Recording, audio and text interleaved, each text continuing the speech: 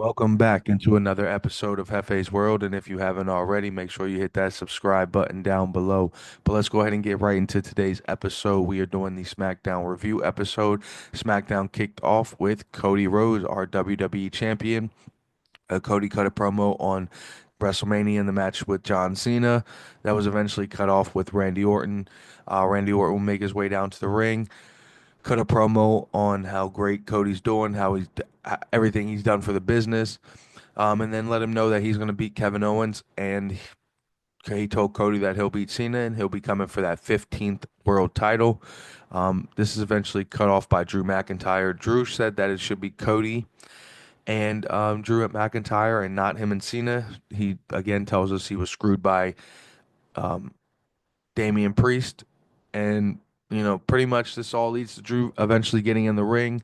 Um, Randy pretty much tells Drew to get to the point at one point, and then not too long later, Cody eventually would attack Drew McIntyre, which leads to Randy trying to hit an RKO, but Drew would escape the ring. Um, so that segment pretty much ends right there. We learn that Randy Orton will face Drew McIntyre later on in the night. Um, as well. So up next, we have the Street Profits versus Pretty Deadly for the WWE Tag Team Champions. And surprise, there was no sign of Motor City. There was no sign of DIY tonight at all. And the Street Profits won cleanly. That's not a surprise. Street Profits just won the titles maybe 2 weeks ago at this point. So I don't think they're gonna have them lose the titles right off the bat, unless the plan was is for Montez Ford to gear off into that singles run from this, because they definitely talked about that 4 year span of how they stayed true to the colors, they had each other's backs, this, that, and the third. So I mean, you hear that and then you think forward, because obviously with this new regime with Triple H, everything everything that's said at this point is you got to look to the future. Everything's for the future. So it almost makes me seem like at some point they are gearing for the Street Profits to split with that promo, but we'll see. I love the Street Profits, so I hope they stay a tag team. And if there is a split, I hope it's just an organic split, like, so that they can come back together. But we'll see what happens. Backstage after that match, we had Zelina Vega, Katana Chance, and Kaden Carter. Piper Nivens, Alba Fire, and Chelsea Green would pop in. They would go back and forth with words, and this would lead to Caden Carter, Katana Chance versus Alba Fire and Piper Nivens. Right before that match started, we got to see Roman Reigns and Paul Heyman arriving to the ring, and then we got right into the match. Great back and forth action that ends with Piper Nivens and Alba Fire winning. After the match, Chelsea Green got into the ring, and they attacked Katana Chance and Alba Fire before Zelina Vega's music would hit, and she would take out Piper Nivens before Chelsea Green would get back into the ring after she escaped right before that, and they would all get the upper hand on Zelina Vega eventually to end that segment.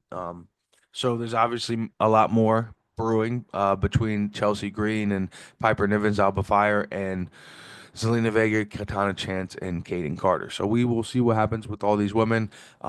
It's good that that more of these women are getting exposed to television, so that people can start to know who they are and see their in ring work, and build rapport with them. So it's good to see Hunter is getting more women involved here. Love to see that. Braun Strowman versus LA Knight is up next for the U.S. title. And of course, this match did not end cleanly. I predicted two matches would end cleanly, but this is WWE. They couldn't do it twice, so it had to be one. So Jacob Fatu, of course, makes his way out and beats the holy hell out of both men. And in my opinion, I think I nailed it right on the coffin, because I titled the preview episode about Jacob Fatu laying these guys out. I was more, into that one happening than the tag teams coming out. So um, I'm just glad I got that one right on the head. But Jacob, he lays out LA Knight, he lays out Braun Strowman, and I mean, he completely destroys Braun Strowman in that ring. Um, After all this, we got to get a promo with Jimmy Uso, um, and this past Monday, we heard the slap heard around the world. So he cuts a promo on Gunther and the match that's going to ensue on Monday night between him and Gunther. Then he runs into The Miz and Carmelo Hayes. They have a back and forth promo that leads to Jimmy saying he is going to go talk to Nick Aldis about having a match with The Miz later on tonight. And then backstage, more bloodline. We see Jacob Fatu, Solo, and Tama. Fatu basically tells these guys to stay out of his way. He either tells them pretty much that they're with him or they're against him. But either way, he is bringing that U.S. title to the family. And then we get a video package from Naomi regarding Jade Cargill, which leads to a backstage segment with Jade Cargill and Nick Aldis. Cargill is asking where Naomi is, and she pretty much says it's on site. Then she also, as she walks away, she talks to BFAP and Michin, and they pretty much, try and bring her up. So we get right into the action where Michin and BFAP are supposed to be having a match. They are making their way down to the ring. They end up getting into the ring, but get attacked by Naomi. Naomi just attacked the woman that were congratulating Jade in the back. Music would eventually, of course, hit. As she runs down to the ring, she pretty much gets right to the ring area as she's making her way down to the announcer table where BFAB and Naomi are, and Naomi completely runs off. I'm talking Flash, runs off like Flash. She's a runner, she's a track star. I mean, that it was absolutely crazy. But after that segment, Charlotte's music would hit because she is set for a match with Michin. But right before she made her full entrance, her and Jade Cargill had a nice little stare down at the top of the ramp. So, are we planting some seeds here? I believe so. Um, but of course, Michin versus Charlotte Flair ends with Charlotte Flair winning by submission. Then backstage, we have a promo cut by Tiffany Stratton on Charlotte Flair. After that promo work, we are set for Randy Orton versus Drew McIntyre. Kevin Owens would attack Randy Orton during the match, and what do you call it? Randy would eventually get the upper hand. He would try and go for a punt, but Kevin Owens would escape through the crowd as Randy would try and run after him. The security stopped him. Next up, we have Jimmy Uso versus The Miz, winner, and I believe now 4-1 against The Miz all time. This was their first singles action, but since 2014. But Jimmy Uso is now 4-1 against him. Jimmy Uso, after the match, grabbed a headset from one of the announcers and said he will see Gunther on Monday in the same arena. Then backstage, we have Drew McIntyre. Says he's going to go to a party tonight. As he opens the door, he is brutally attacked by Damien Priest. They get a little back and forth, but Priest eventually would get the upper hand and pretty much body slam Drew straight through the glass windshield of a car. After this, we get a video replay of Cody Rhodes and John Cena. And then back to the ring area, we have Nick Aldis bringing out Roman Reigns first for the contract signing. So we are now at the main event of SmackDown.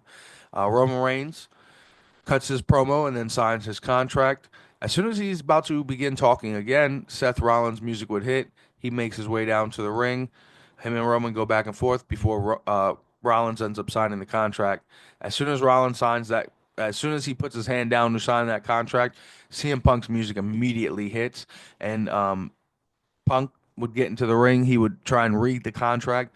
Roman would pretty much talk his shit to him, tell Paul to smarten him up. Paul Heyman says, "I know what you're looking for. It's in there." And Punk tells him that their match will be the main event of WrestleMania. However, we don't know if it's going to be day one, day two. We just know at some point during WrestleMania they are the main event. CM Punk kind of tears up here. Rollins tells him that he doesn't deserve it, and CM Punk would end up thanking the fans. However, Roman says, "You don't need to be thanking the fans. You need to be thanking me. You need to acknowledge me." And pretty much lets him know that he's the reason that this is the main event. Punk would then, pretty much acknowledge him, tell him, thank him for everything. But after he thanks him, he lets Roman Reigns know that this is not the favor that he asked Paul Heyman for. Mic drop, and SmackDown shuts off the air. That was a huge mic drop to end SmackDown. A lot of people, I'm sure, definitely thought the favor would have been the main event of WrestleMania at this point, but apparently it's not. So, would it be the win at WrestleMania? Could it be a championship match down the line? Could it be Paul Heyman screwing Roman Reigns and joining it with CM Punk? There are a lot of options on the table at this point. Anything is possible. But make sure y'all hit that subscribe button down below. I'll hit y'all with a Raw preview episode in a couple days. Just remember, until then, this is Hefe's World, and you're just living in it.